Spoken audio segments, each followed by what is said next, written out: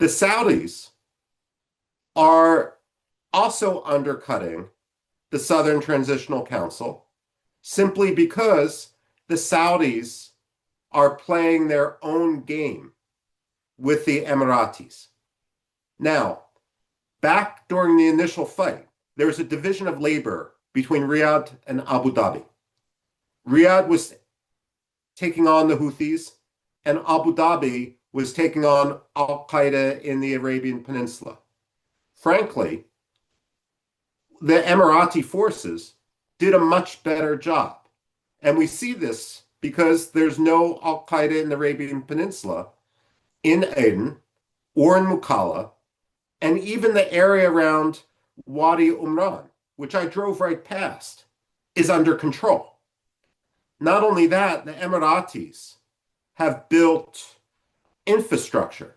And when I went to Atak, for example, I saw the new solar energy farm, which is about to come online, the refurbished airport, the new hospital, and so forth.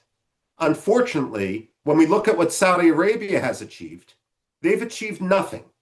We see this because the Houthis are still in power, and they've left no meaningful infrastructure behind. And so rather than the Saudis taking responsibility and saying, we need to do better, what the Saudis are trying to do is undercut the Emiratis. Not much different than what we see going on in Sudan. And it's up for the Yemenis to stand up and say, enough, Riyadh. We don't want you to turn us into Sudan.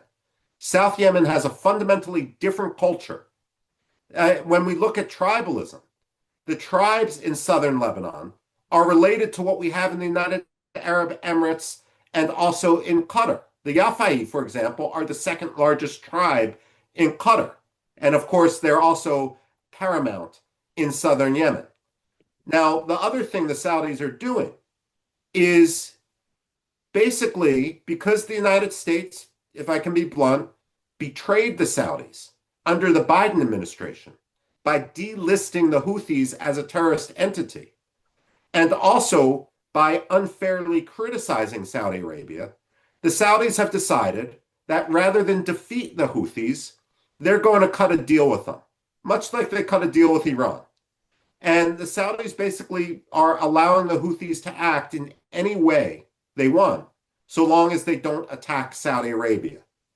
What I'm saying in a very long-winded way is the United States needs to stand up and say, not that we too are going to cut a separate deal, but that we are going to work to resolve the problem in Yemen, and that we recognize the faults of our past,